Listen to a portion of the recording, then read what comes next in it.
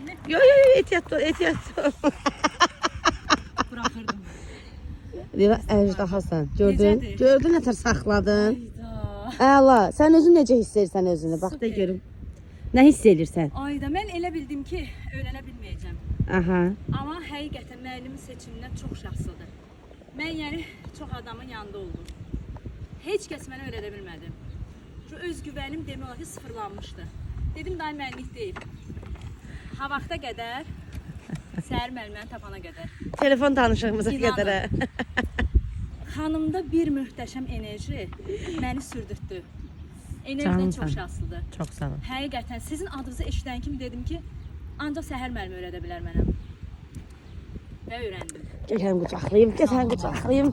Ürəyim. Səhər enerjimizi Həyatım. öpürək. Bu qədər möhtəşəm insansınız. Siz ki bunu mənə belə elədiniz, mən Eləcə canı yanmasın. inanmıram Allah haqqı. Yəni mən velosiped sürürəm. Neçə illərdən sonra sıfırdan idim, aşırdım.